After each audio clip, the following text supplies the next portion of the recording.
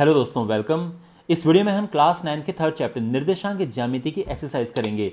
ये एक्सरसाइज मैंने नगीन प्रकाशन की बुक से ली है, लेकिन आपके यहाँ अगर एनसीईआरटी फॉलो होती है तो भी ये क्वेश्चंस आपके लिए इंपॉर्टेंट है। ये क्वेश्चंस एक्स्ट्रा क्वेश्चंस का काम करेंगे और एग्जाम के लिए बहुत इंपॉर्टेंट है। तो इस पूरी एक्सरसाइज में हमारे पास 8 क्वेश्चन है। सभी 8 क्वेश्चंस को हम इस वीडियो में करेंगे। और एक इम्पॉर्टेंट बात यह है कि देखो, कॉन्सेप्ट आने बहुत ज़रूरी हैं। तो इसके कॉन्सेप्ट मैंने दूसरे वीडियो में कवर किए हैं, इसका लिंक मैं आपको डिस्क्रिप्शन बॉक्स में दे दूंगा। आप उस वीडियो को ज़रूर देखना, जिससे कि आपके कॉन्सेप्ट स्ट्रांग हो जाएंगे और फिर आप इस एक्सरसाइज को देखना तो आपको ये आराम से समझ आ जाएगी। तो क्वेश्चंस करना शुरू करते हैं वन बाय वन। तो पहला क्वेश्चन है, और यहाँ पर इन बिंदुओं को हमें ग्राफ पेपर पर आलेखित करना है। तो यहाँ पर पहले ग्राफ पेपर बनाते हैं। तो यहाँ पर मैंने ग्राफ पेपर बना दिया है। ये x अक्ष है, ये y अक्ष है। यहाँ पर x लिखते हैं, यहाँ पर x डैश लिखते हैं। ये y है, ये y डैश है। जो y डैश है ये माइनस y वाली साइड है, जो x डैश है ये माइनस x वाली साइड है। बीच में o लिखते हैं, ये ओरिजिन है। o मूल बिंदु हम जिसको कहते हैं, ठीक है। यहाँ पर नंबरिंग मैंने सब डाल दिया है। अब बस हमको इन्हें यहाँ पर आलेखित करना है। तो जो ये बिंदु है 1 बाय 1, इसको हम कैसे करेंगे? तो सबसे पहले फर्स्ट वाला देखो, इसमें लिखा है 7 6। तो जब भी हम किसी बिंदु को आलेखित करते हैं तो जो पहला वाला होता है वो x होता है, दूसरा वाला y होता है। x में 7 कहाँ है? यहाँ पर है। y में 7 कहाँ है? 6 कहाँ है? यहाँ पर है, ठीक है ना। पहला x है, दूसरा y है। x 7 है और y 6 है। तो 7 और 6, तो देखो कैसे होगा। 7 ये लाइन जा रही है 7 के लिए और y 6 के लिए ये लाइन जा रही है। तो बेसिकली यहाँ पर ये मिलते हैं। यहाँ पर आप अगर देखो x को, तो x 7 है और y को देखो तो y 6 है। तो ये जो बिंदु है ये है 7,6। ठीक है, समझ आ गया? ओके। दूसरा है 6,7, यानी x जो है वो 6 है। पहला वाला x होता है, दूसरा y होता है। x 6 है, y 7 है। x 6 y 7, तो देखो 6 ये है और y 7 यहाँ पर। तो अगर आप ये देखो, यहाँ पर x 6 है और यहाँ पर y 7 है। पहला x, दूसरा y, हमेशा ध्यान रखना। तो ये बिंदु है 6,7। तीसरा है यहाँ पर -4 3। x -4 है, y 3 है। x -4 यानी ये और y 3 यानी ये, ठीक है। ये ध्यान रखना इस तरह से। तो x -4 y 3 यानी ये बिंदु हो गया है। तो यहाँ पर जो x है ये -4 है, ये x -4 है, y 3 है, ठीक है। ध्यान रखो, ये x अक्ष है, ये y अक्ष है। 3 -4 यानी x 3 होना चाहिए और y -4 होना चाहिए। तो y -4 यानी y नीचे की तरफ है ये, तो ये हो गया है। तो ये जो बिंदु है यहाँ पर ये है 3, -4। x 3 है और y -4 है, ठीक है। 3, -4 -4 यानी x भी -4 है, y भी -4 है। तो x -4 कहाँ पर है? ये है। y -4 कहाँ पर है? ये है। तो यानी इसका और इसका कौन सा पॉइंट मिल रहा है? यहाँ पर मिल रहा है। तो यहाँ पर x -4 है, यहाँ पर y -4 है। तो ये पॉइंट हो जाएगा -4, -4, ठीक है। सिक्स्थ पॉइंट है, ये है -6, -4। -6 किधर है? -6 ये है और -4 ये है। तो ये पॉइंट हो जाएगा। ये x यहाँ पर -6 है, y -4 है। -6 -4, 7 पॉइंट है 7 6। x 7 होना चाहिए यानी ये, और y -6 होना चाहिए यानी ये। तो ये पॉइंट हो गया, ठीक है ना। x 7 है और y -6 है। तो ये पॉइंट 7 -6। और फाइनली हमारे पास है 6, -7। x 6 होना चाहिए और y -7 होना चाहिए। तो x तो 6 ये है, y नेगेटिव इस तरफ है। तो ये यहाँ पर मिल रहे हैं। तो यानी अगर आप देखो तो x 6 है यहाँ पे और इस तरफ देखो तो y -7 है। तो 6, -7, ठीक है। ओके, तो आई होप ये सोल्यूशन आपको समझ आ गया होगा फर्स्ट क्वेश्चन का। क्वेश्चन नंबर 2 है, यहाँ पर ये लिखा है कि दिए आलेख से उन बिंदुओं को बताइए जो निम्न प्रतिबंधों को संतुष्ट करते हैं। यहाँ पर ये शब्द आपको देखने को मिल रहे हैं, भुज और कोटि। देखो, भुज कहते हैं x को और कोटि होता है y। तो जब भी हम किसी बिंदु को लिखते हैं x, y होता है, ये भुज है यानी भुज x होता है, कोटि y होती है। तो ये लाइन जो है ये भुज है, और ये लाइन जो है ये वर्टिकल वाली ये कोटि है। ठीक है, तो अब देखो क्वेश्चन क्या है। तो पहला ये कि भुज 2 है। भुज 2 का मतलब ये है कि x2 होना चाहिए, यानी पहला वाला 2 होना चाहिए। तो ऐसा कौन सा है? तो अगर आप देखो तो भुज 2 ये है, और यहाँ पर ये पॉइंट है। तो जो फर्स्ट पार्ट है भुज 2 होना चाहिए, ये ए पॉइंट है, बिंदु ए। ठीक है ना। अब ये अलग बात है, यहाँ पे हमें बिंदु बताना नहीं है, बट फिर भी अगर बताना पड़ जाए तो ये बिंदु है 2, मतलब यहाँ पर x2 है और y भी यहाँ पर 2 है, तो ये बिंदु 2,2 हो जाएगा। लेकिन आप केवल a लिख सकते हैं, तो पहले का आंसर है a। अच्छा, कोटि जिसकी 4 है, कोटि यानी y 4 है, तो ये कोटि है 4 4 4 ये है, तो यानी c पॉइंट है ये। तो जिसकी कोटि 4 है वो यानी, और हाँ ई भी तो है, सी कॉमा ई। ठीक है, यानी जो सेकंड है इसमें सी आंसर है। तो सी कौन सा पॉइंट है? सी ये पॉइंट है। यहाँ पर एक्स भी 4 है, वाई भी 4 है, यानी 4,4। तो इसमें भुज भी 4 है, कोटि भी 4 है। और अगर हम ई बिंदु की बात करें तो यहाँ पर एक्स क्या है? एक्स तो -6 है, वाई 4 है, तो इसका आंसर सी एंड ई है। तो ध्यान रखना, कोटि 4 का मतलब वाई 4, यानी ये 4 होना चाहिए। ठीक है, तो ये है। फिर तीसरा है भुज 5 है, भुज यानी x5 है, तो x5 यहाँ पर है, और ये बिंदु क्या है? b है, क्योंकि 5 यहाँ पर कुछ और नहीं है, तो इसका आंसर है b। है ना, आप समझ गए? अच्छा, अगर पूछा नहीं है, लेकिन अगर आपको b के निर्देशांक लिखने हो तो आप कैसे लिखोगे?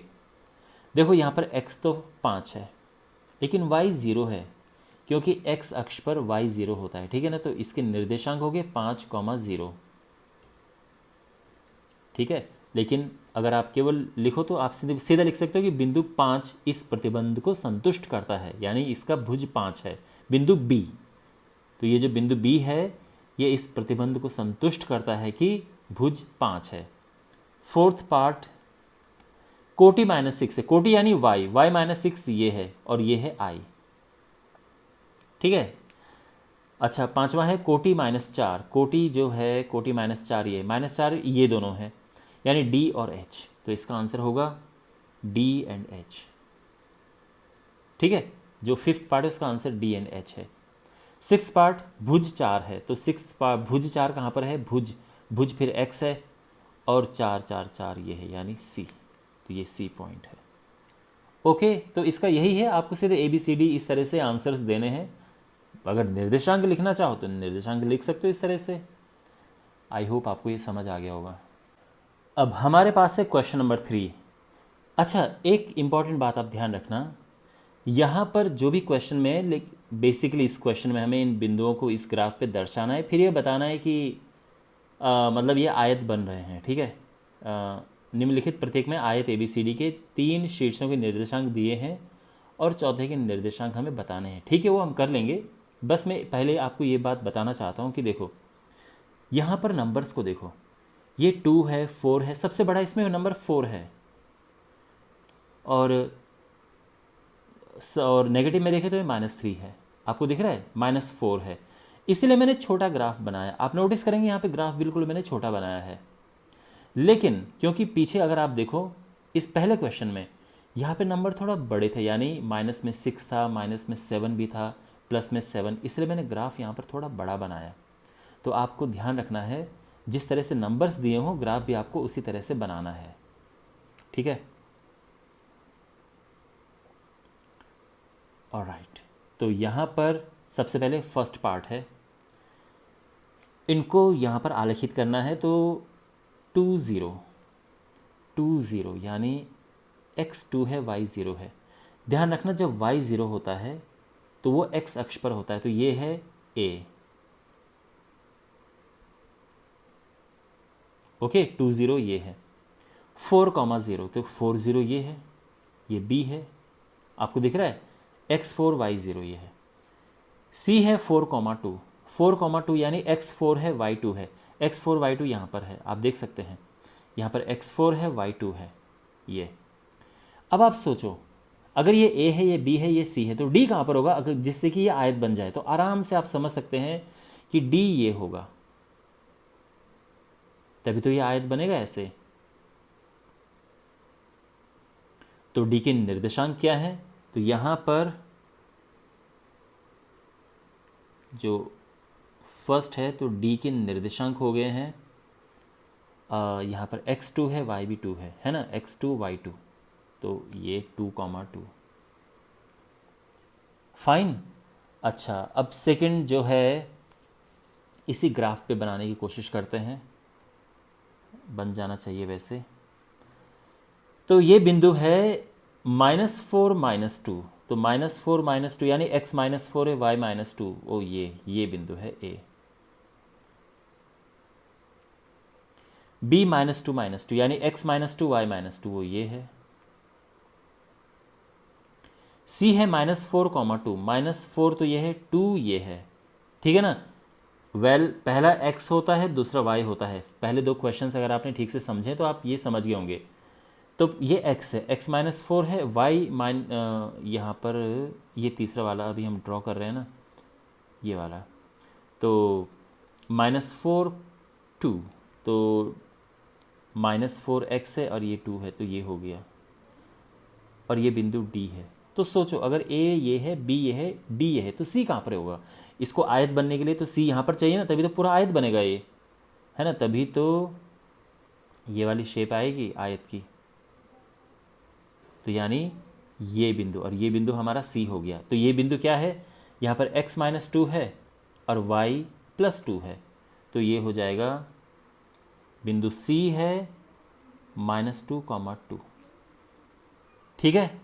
अब तीसरा पार्ट देखो, चलो इसी पे बनाने की कोशिश करते हैं, आई होप मिक्सअप ज़्यादा ना हो। 3,0, 3,0 ये है, मैं इसको ब्लैक से लिख देता हूँ। देखो इसमें y0 है, x अक्ष पर y0 होता है, ध्यान रखना। तो ये 3,0 यानी x3 है, y0 है, तो ये पॉइंट हो गया है, ये A है। अगर आप चाहें तो अलग दूसरे पे बना सकते हैं, ठीक है। यानी अगर मैं यहाँ पर इसको हटा दूँ इस तरह से, आपको अगर पहला वाला देखना है वीडियो को पीछे करके देख लो, ठीक है। मैं इसको मिटा के और यहाँ पर बनाता हूँ ये वाला, थर्ड वाला, ये A है, B है -3,0, -3 किधर है? -3 तो इधर होता है, मैं इसको भी यहाँ से हटा रहा हूँ, B इधर है, तो ये A हो गया, ये B है। अच्छा, C है -3 -3, x -3 और y -3, तो ये हो गया। और D, अब देखो ये है, ये है, ये है, तो आयत बनने के लिए चौथे को यहाँ पे होना होगा ना, तभी तो इस तरह से आयत बनेगा, ये और ये जो बिंदु है ये क्या है? ये हमारा D है। यहाँ पर x3 है और y है -3, तो D है 3, -3, ठीक है ना। तो ये है, आई होप आपको समझ आ गया होगा। क्वेश्चन नंबर 4 है और हमें बताना है कि ये बिंदु किस चतुर्थांश में स्थित है। तो देखो चतुर्थांश क्या होता है, जब हम ग्राफ पेपर पर इस तरह से हम बनाते हैं तो ये x अक्ष है, ये y अक्ष है,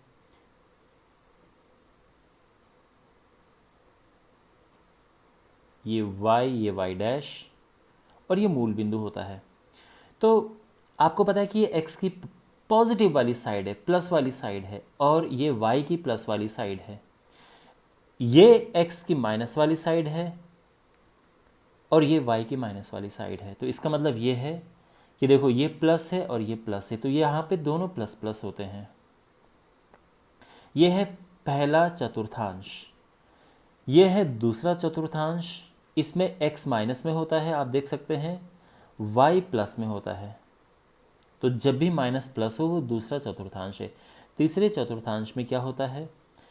आप देख सकते हैं यहाँ पर ये x भी माइनस है और y भी माइनस है, तो जब दोनों माइनस होते हैं तो तीसरा चतुर्थांश होता है। चौथे चतुर्थांश में x प्लस होता है और y माइनस होता है। हमेशा ध्यान रखना पहले x आता है फिर y आता है, ये कभी भी ऑर्डर मत भूलना। तो x यहाँ पर प्लस है, y यहाँ पर माइनस है। तो अब हम ये देखें यहाँ पर, तो ये है प्लस माइनस, तो प्लस यानी x प्लस और माइनस नीचे, तो प्लस माइनस ये है। मैं हमेशा इस तरह से देखता हूँ, पहला वाला x है तो x मैं हमेशा दाएं और बाएं लेके चलता हूँ, y वाला मैं ऊपर और नीचे लेके चलता हूँ, ठीक है। तो जब ये प्लस में होता है तो मैं राइट लेके चलता हूँ x, और जब x माइनस होता है तो लेफ्ट में आ जाता है। y जब प्लस होता है तो ऊपर आता है, y माइनस होता है नीचे आता है। तो देखो ये है x प्लस है यानी राइट में है इधर, और y माइनस है यानी नीचे, तो इधर और नीचे, तो ये चौथा चतुर्थांश है। यहाँ पर माइनस माइनस है यानी x माइनस है यानी x लेफ्ट में है, और y माइनस में यानी y नीचे है, लेफ्ट और नीचे यानी ये। तो इस तरह से भी आप देख सकते हैं। ये जो है यहाँ पर दोनों पॉजिटिव है, ये प्रथम चतुर्थांश है, x प्लस में है, y भी प्लस में है। यहाँ पर x माइनस है यानी इधर, y प्लस है यानी इधर, तो यानी माइनस प्लस है। वैसे भी आप देख सकते हैं माइनस प्लस यहाँ पर है, सेकंड क्वाड्रेंट, द्वितीय चतुर्थांश। ओके, क्वेश्चन नंबर 5 है, यहाँ पर ए बी सी पॉइंट दिए हैं एक समांतर चतुर्भुज ए बी सी डी के ये शीट्स हैं। ग्राफ पेपर पर हमें ये आलेखित करना है और फिर डी ज्ञात करना है कि डी कहाँ पर है। ओके, तो सबसे पहले इनको आलेखित करते हैं। तो बिंदु ए जो है ये है -2 x -2 एंड y2, तो x -2 है y2 है, ये a हो गया। 8 तो b जो है वो x8 और y2, 8 ये है और ये बिंदु b हो गया है। c है 4 -4 x4 और y -4, तो ये इधर है। और d हमें ज्ञात करना है। तो देखो, तो समांतर चतुर्भुज के आमने सामने की भुजाएं बराबर होती हैं, तो जितनी लंबी भुजा ये है उतनी लंबी भुजा यहाँ पर होनी चाहिए। तो देखो कितना होगा यहाँ पर, 1 2 3 4 5 6 7 8 9 10 सेंटीमीटर लंबी, ठीक है। 10 ब्लॉक्स, 1 2 3 4 5 6 7 8 9 10, ये। तो यहाँ पर ये डी हो गया है, और यहाँ पर हम आराम से ड्रॉ भी कर सकते हैं समांतर चतुर्भुज। ये किया हमने, ये है, फिर ये है, फिर ये है, आएगा, यस। ओके, मोर और लेस ठीक बना। तो ये जो है हमारा डी पॉइंट है, ठीक है। और इसके निर्देशांक क्या होंगे, तो यहाँ पर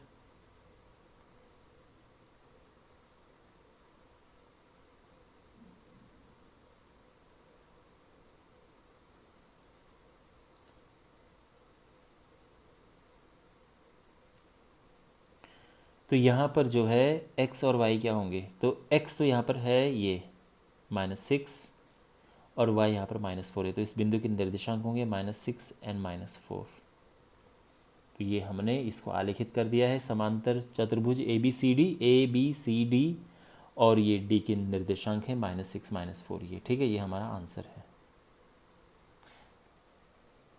ओके, अब हमारे पास क्वेश्चन नंबर 6 है, और यहाँ पर मैंने ये ग्राफ बनाया है। ओके, यहाँ पर हमें इन बिंदुओं को आलेखित करना है। ए बी सी डी इस बार एक वर्ग है, और हमें शीर्ष बी ज्ञात करना है। ए सी डी हमारे पास है, बी ज्ञात करना है, और फिर कुछ और चीज़ें हैं ये भी ज्ञात करनी है।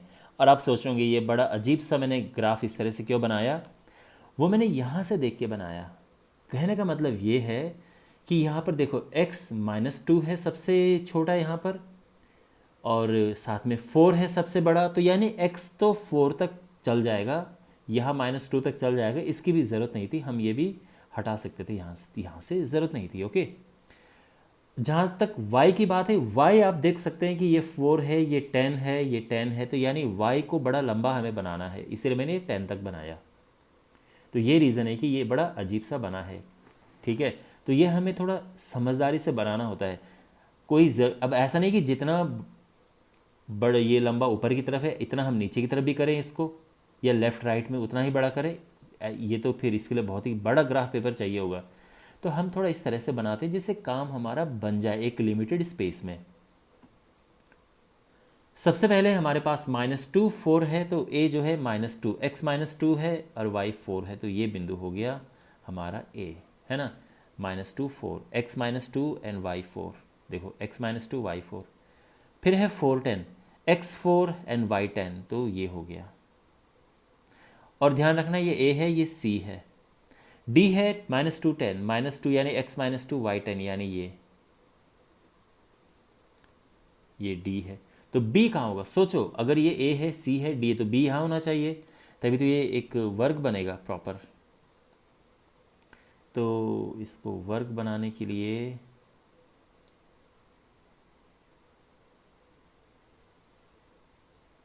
ये, तो यहाँ पर ये बी बिंदु है जो कि रिक्वायर्ड पॉइंट है, और ये है एक्स, देखो 4 यहाँ पर है और वाई भी 4 है, तो ये 4 4 हो गया है, ठीक है। और ये हमारा आंसर है।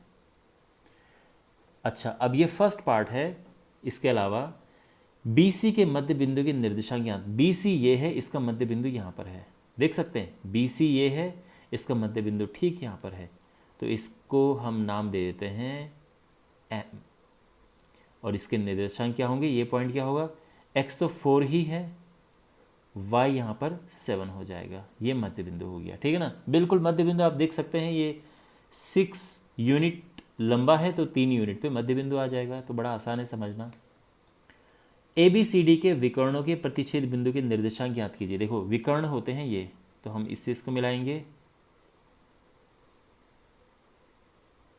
और इससे इसको मिलाएंगे, तो ये बिंदु जो है प्रतिच्छेदी बिंदु है, तो इसको हम नाम देते हैं पी पॉइंट। और ये आप आराम से देख सकते हैं कि यहाँ पर जो x है ये 1 है और y है 7, ठीक है। तो इसका आंसर है 4,7 और इसका आंसर है 1,7, ठीक है। ओके, तो आई होप ये सोल्यूशन आपको समझ आ गया होगा। क्वेश्चन नंबर 7 हमारे पास है, और यहाँ पे सबसे पहले तो ये लिखा है कि बिंदु ए को यानी 4 4 को ग्राफ पेपर पर अंकित कीजिए। तो यहाँ पर 4 ये है, 4 ये है, तो ये तो हो गया बिंदु ए, ठीक है, हमने अंकित कर दिया है 4 4 को ग्राफ पेपर पर। अब जो x अक्ष पर लंब ए पी डालो, तो x अक्ष ये है, इस पे हमने लंब ए पी डाला, ये पी पॉइंट है। और जो y अक्ष है उस पर हमने ए क्यू डाला, तो ये ए क्यू है, ठीक है ना। ये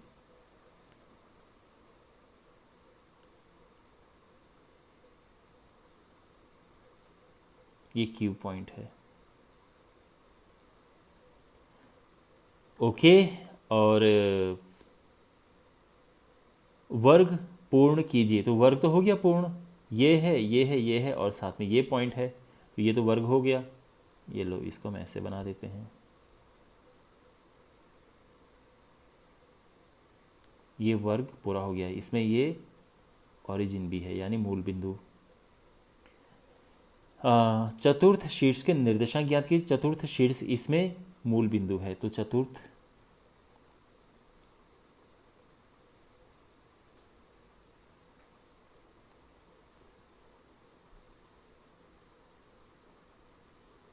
मूल बिंदु है जो कि 0 0 है। विकर्णों के प्रतिच्छेद बिंदु के निर्देशांक ज्ञात कीजिए। अब विकर्ण जो हैं वो प्रतिच्छेद कर रहे हैं, एक ये है और दूसरा ये है यहाँ पर, और इसके निर्देशांक क्या हैं, तो बिल्कुल आप देख सकते हैं, इसको हम P नाम देते हैं, और ये निर्देशांक हैं 2,2, है ना, 2 2, देखो x2 है, y2 है, तो विकर्णों के प्रतिच्छेद बिंदु के निर्देशांक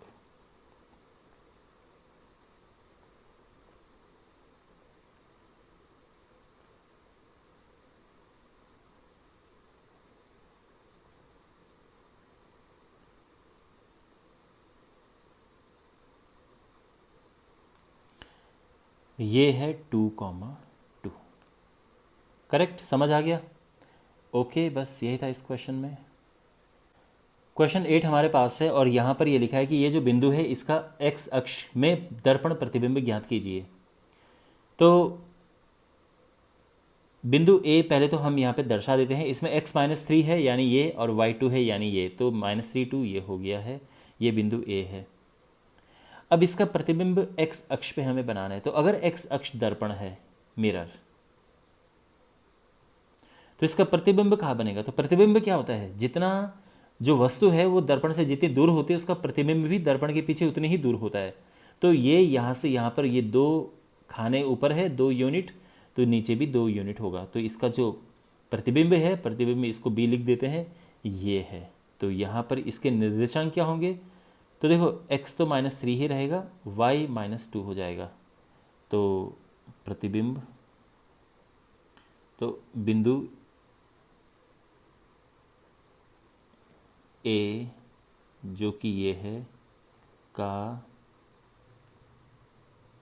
x अक्ष में दर्पण प्रतिबिंब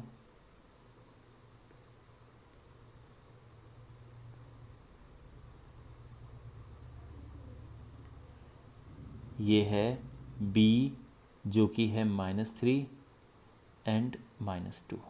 तो ये हमारा आंसर है। Okay, alright. और इसी के साथ इस प्रश्नावली का समापन होता है। मैं उम्मीद करता हूँ कि आपको ये अच्छा लगा होगा। चैनल को सब्सक्राइब करें, अपने फ्रेंड्स के साथ इस वीडियो को ज़रूर शेयर करें। मिलते हैं अगले वीडियो में। Take care.